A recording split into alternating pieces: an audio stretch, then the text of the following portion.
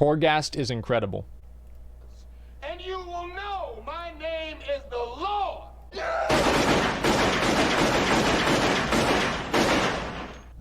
That's a 10 million. Ladies and gentlemen, welcome to Torghast. That's good. I was so excited for this place. For so long, we've been asking Blizzard to let us just kind of let loose and have fun without wrecking the game. And Warfronts and Islands seemed like the perfect opportunity for that, where we could have had vehicles and crazy things happening. But it's localized in those environments. And now they've finally done it, and boy, did they do a good job. For a first draft, my God, they should be proud of themselves. Yeah, this is a very good first draft. Torghast finally launched. We can only do it on 4 classes right now, which are all the Clothies and the Demon Hunter. All the classes I suck with, basically. The Anima powers and the Bastion powers, the Covenant powers, no doubt. So they want to make sure there's lots of testing focused on there. And one of the great things Blizzard has done is give us Torghast early. Because Torghast is going to be I was worried this is going to come an out way later. ongoing thing throughout the entire expansion. You'll be done with the zone storylines. You'll be done with that stuff at some point, probably in the first few days for many of you. But Torghast is going to be your weekly thing. This is where you get your crafted legendaries, you get your recipes, get some soulbind stuff. This You're all going to be spending a comes lot from of Torghast. time in here. So it's important that they get it right. And that's why they've given it us, like, Absolutely. at the beginning of the alpha test. Like, get in there. Get testing it now. We need this testing as much as possible. And that is exactly what we're doing.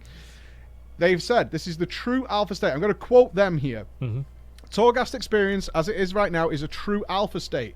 It is not yet feature complete. Many design decisions are still being made. Due to our desire to get pointed feedback on class-specific anima powers, we're only testing a few classes at this time.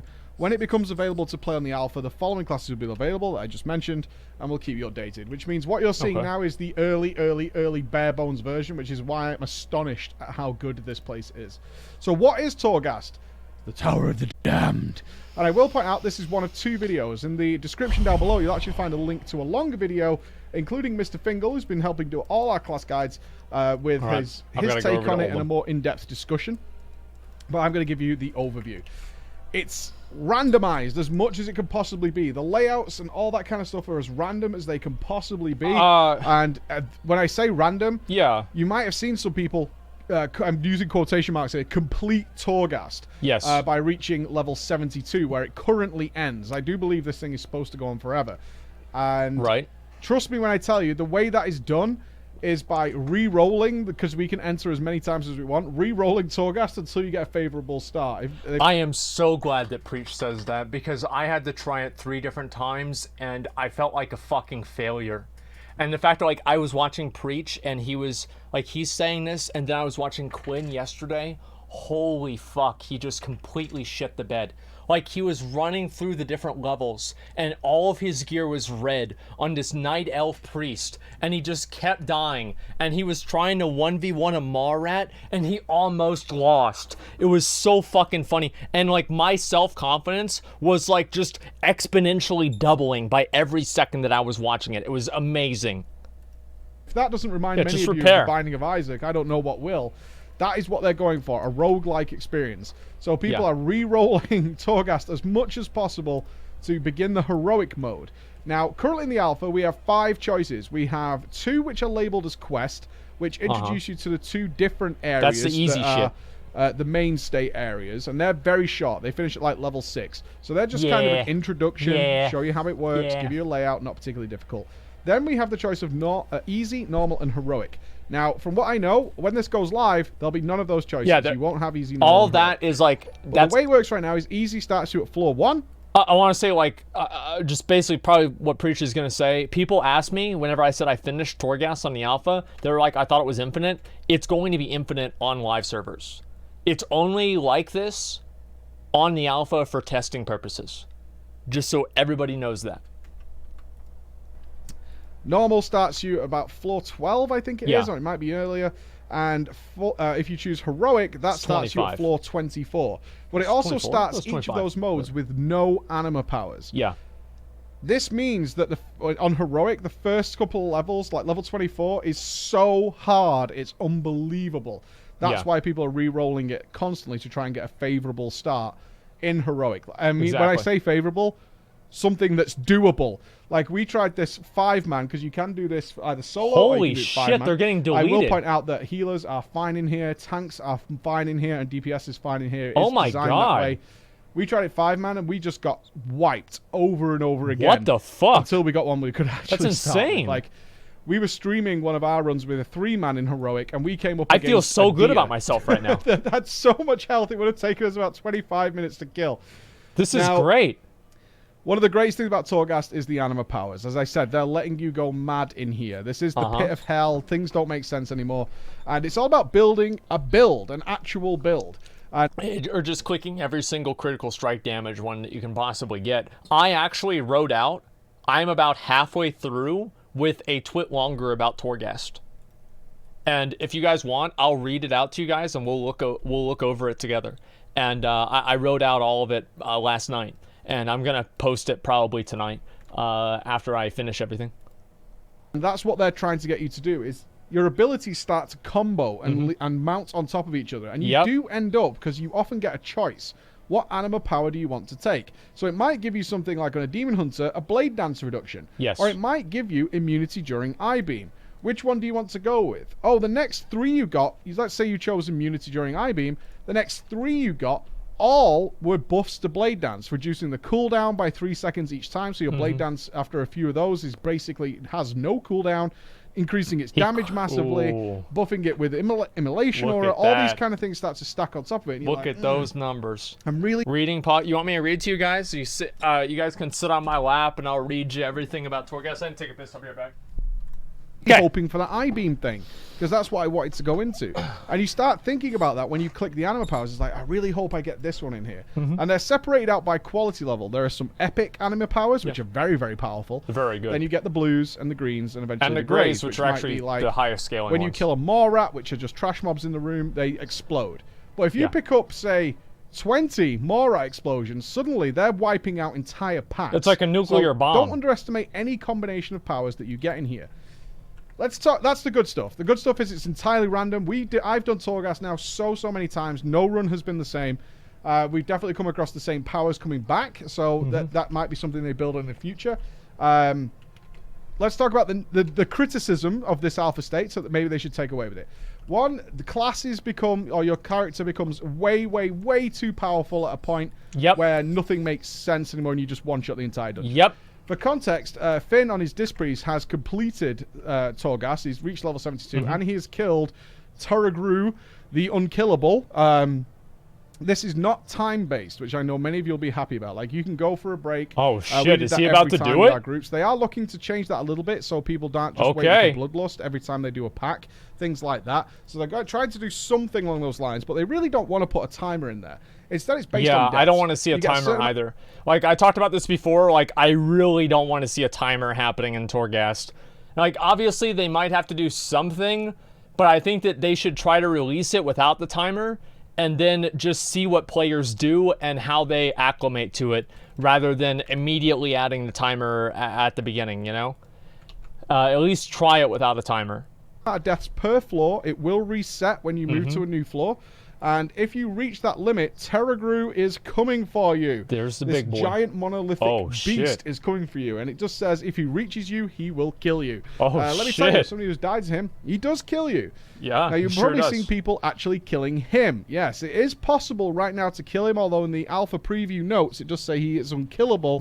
It says, the Turagru cannot be defeated. But there are whispers that it's possible to slow him. You can CC him. You can slow him down. You can also kite him, which we had somebody do for us while we finished the boss. Is we literally had someone kiting him in circles. So I imagine the Turagru is going to undergo massive changes. They want him to be terrifying and going to kill you, this giant lumbering beast, and he is such a wonderful model. Like, he looks fucking awesome. Like, make something that's terrifying. very true. I got this, fam, and he went to town on it. He absolutely went to town on it. What a good job they've done there. Yeah, that's really cool. Some criticisms then. You completely at a certain point, there's like a break point where you outscale everything that's on every floor. So I've no doubt they're going to either bump up the difficulty or go for pure. This is the company that made Diablo. They know what they're doing with this stuff, right? Once you start doing millions of damage, which you definitely do, they need to either counter that with mobs, or they need to slow down the rate of your scaling, because right now they're giving us like 10% crit damage, which you can keep getting and keep picking up, especially the more floors you go, the more chances you get, and then eventually you can end up with like 300-400% crit damage, and you're just doing so much stuff, because you can also pick up critical strike, and you can have 100% crit, you can have 100% of everything else, if not more. I want to just pause this and say, that's literally right there. That is number 2 on my feedback. That is number 2. Like, Preach and I, there it is, right there. And at that point, you're just destroying absolutely everything, and the mobs don't stand a chance. So at that point, to give it in context, it's taking some people like 2 hours to do the first couple of floors on Heroic. Finn took, I think, 2 hours to do the first it's like 2 4. minutes for the last ones. The last 15 or so floors took him half an hour. Yep. Right? That's the kind of scaling you're going to see as you move up that, right now. That's so a little bit much, dude. They're either going to reduce how quickly you scale or make the mobs crazy. What I would love to see, Blizzard, honestly, is you start throwing raid bosses in there. Like, why not? Because they can literally do anything they want in there. So I would love to see that in certain rooms we start seeing these raid bosses, because these things are supposed to be the worst of the worst of the dead of the dead of the worst of the worst. Go mad in there. Have fun with it. Throw some crazy stuff in there. The levels are, for the most part, as best you can tell, randomly generated. But what they have admitted to is we couldn't make it purely random. That's cool. So what they've done is created an absolutely enormous amount of sections. And then the level kind of plugs them all into random orders. To the point where only if you're doing so many floors will an area really seem familiar. We've seen... Well, it's like there's about 10 layouts, and they have the same thing in Diablo, right? Where there's like 3 different roles. There's the role for what tile set you get, what like the layout of the map is. And then there's the role for what the type of mobs are. And then there's the role for what the type of boss is. So there's just different roles for different chunks. There's like 40 rooms. I think it's like 20. Themselves, they go up vertically as well as horizontally. All different kinds of things. That has led in some occasions to pillars being out in the ether, because I can't be any clearer here. The environments themselves are so good. Yes. So good. Big true. That can only be accessible by demon hunters. Especially if you picked up certain That's why abilities. they're the hero we were class. in a group with Just Wait, who was lucky to get the Fell Rush extension by 100%. And he did this enormous leap. He was like, I could do it. And then he went off on his own. We all had to watch as he picked up extra powers than we had. Maybe they want to look at that. Oh, I bet he's talking about that place that I went to. Like, oh. Yeah, that might be that place that I went to. Things like that. It needs tweaking. I'll also say the fun class abilities aren't exactly balanced yet. Like, I've done it on Mage and Demon Hunter mostly. Demon Hunter is hilarious fun. I cannot wait to get a warrior in here. They're completely balanced. Torghast is going to be a reason that a lot of players level their alts all on its own. Actually, like, you know right what? Now, that I've might be seen true. One of the zones, and that's Torghast, a really good way of looking at it. People are going to level alts just to piss about in Torghast. That's going to happen. But on top of that, I think Torghast will be more influential for the game than Mythic Plus was. I think Torghast will actually be more influential for the game than Mythic Plus. Maybe I'm wrong, but I certainly hope that I'm not. My mage didn't really get fun ones. He got like... Wait, you guys don't think so? Really?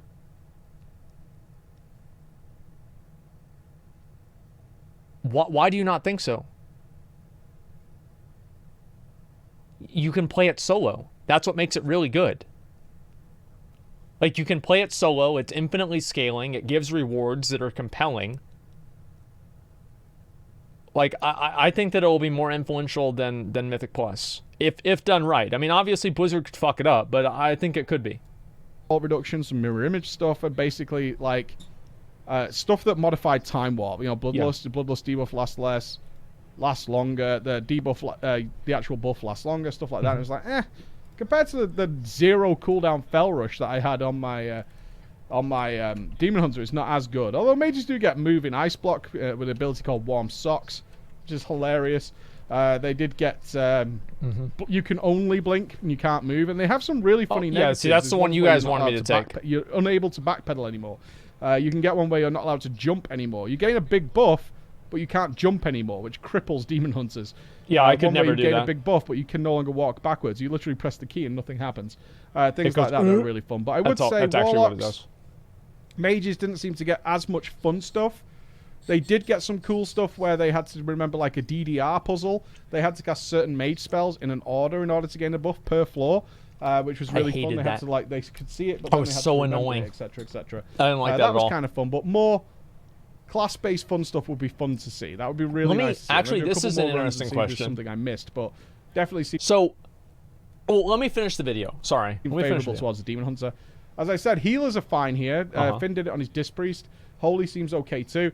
But mind control and things like that are all invaluable. So far, guys, Torghast looks amazing. Agreed. I can't wait to see how this develops. Big I agreed. cannot wait. I mean, So how true. good is Shadowlands looking right now? Pretty good. Unreal. Thank you so much for listening. I'll see you again. Bye-bye. I agree with pretty much everything you said. Like, everything you said, in my opinion. And let me just ask you guys a really interesting question. Do you find Torghast more interesting to watch than Mythic Plus? Is Torghast more interesting to watch than Mythic Plus? So if everybody's saying yes, it's more interesting to watch, then why would it not be more successful than Mythic Plus? I don't know. I feel like those two things kind of go hand in hand. Because if something's really interesting to watch, then it's probably going to be more fun to play. I don't know. It's new? Or you guys think... So you think that because it's new, it's going to be interesting to watch, and because a lot of you guys can't play it, you're more like compelled to watch it because it's new, and then as time goes on, you'll be like, okay, I've seen this enough times, now I want something else? You know what? Maybe that'll be the case. I think, honestly, like, that's one of those things where I can't even begin to... I'm not going to go through the whole 30-minute video. I'm just clicking on it right now. I'd rather watch Paint Dry than Mythic Plus. Fuck, dude, what's the difference? Like, I mean, really, it's the same for literally everything. Well, yes, but it's like the degree of diminishing returns. So, for example, I think that Torghast is going to be more interesting than Mythic Plus. So here are a number of reasons why I think this. Number one is because it's more dynamic. And this is basically the main reason why I think it's going to be better, is the fact that you have more different ways that change the run. And for example, if you watch a Mythic Plus run, you've pretty much seen every single Mythic Plus run. But if you watch a Torghast run, every single one is slightly different until you get to the end where everybody pretty much has all of the same abilities. And that's whenever things do really kind of get boring. Adding raid bosses to Torghast is the single best of feedback I've heard. Yeah, that'd be fucking badass. I just hope the player base doesn't ruin this by demanding balance because they see a Chinese 5-man going full druid or something and reaching like 400 or 500. Yeah, that's gonna happen 100%. Like, that's like 100% gonna happen. Like, there's no way that won't happen. Like, the way Blizzard does things, yeah, 100% it's gonna be like that. Korak's Guide make Phantasmic Machinimas, 5k subs, check them out. I don't want to look at that right now. Let me see.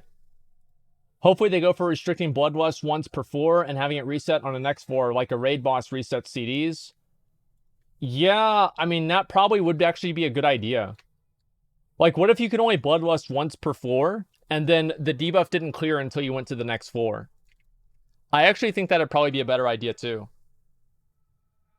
Yeah, that'd be a better idea than, like, having to wait for it between 4s, too. Blizzard listening to feedback, doing stuff people like, releasing actual testing versions of the alpha, making amazing Shadowlands mechanics and systems. I mean, it almost doesn't feel real. So far, I'm in love with this. That's the thing, is, like, all of the Shadowlands feedback that a lot of people have been getting, or have been, like, I guess, putting out there, has been overwhelmingly positive. Like, I don't know if you guys have noticed this, but I feel like almost everyone has been really positive about Shadowlands. When are you going to do VR chat? I actually ordered a VR headset, so as soon as it gets here, I'll probably do it. But that's assuming that it's still even popular by that time, too. BFA was positive, too? No, it wasn't. It was not positive. Like, what do you mean? BFA was not positive. People were immediately complaining about Azerite gear. They were immediately pissed off. They were furious. It's so early. It was so early on. Like, what do you mean? It's not even close. Which VR headset did you order? I ordered the Valve one. I forgot what it was called. Torghast is perfection. If they keep the absurd silliness of what your class and spec can do, I'd love to see the really outrageous stuff like Windwalkers being able to summon strings as winds, or Fire Mages having no CD on Meteor at all, or Druids being able to summon an entire forest of Treants, or Warriors being able to charge across the entire length of the Towers 4, and so on. Don't balance this mode. Just keep it as wacky and escalating as possible. Let the power fantasy run wild. I think not balancing at all is a bad idea. Like, there should be a goal of balance. It's not like Blizzard should not balance it, but that should not be their primary goal. They should try to make it relatively balanced, but at the same time, not take away from the actual fun that it has. Because if it's completely unbalanced, people are going to not have as much fun with it, right? So, like, imagine if you're a priest, for example, and to get to the soft cap on rewards, you have to work twice as hard as a mage. Or vice versa. Like, that's not going to feel good. So I think that they should balance it to an extent. But allowing things to scale ridiculously, either everybody has to be ridiculous or nobody can be. Because if they have certain classes that can do it, that's really what the problem is. Don't balance Mythic Plus, don't balance Mythic Plus. Well, they've had plenty of dumb stuff happen with Mythic Plus too. Like, I don't know if that's as good of a gotcha as you might think. They should put in difficulty spikes that are more so overcome by progressing your gear outside of the tower. Yeah, I mean, like, I don't know how much I'd like that either. I like the idea of the tower being kind of its own thing, but gear affecting it in a little bit. Demon Hunters need to be fixed? Yeah, I'd say so. I think profession buffs should be in there, like in Court of Stars. Yeah, I'd agree with that too. That'd be really cool. Would add another layer of complexity and make it feel more rewarding for having irrelevant professions. What raid am I doing? I'm about to do BWL. Let's do it.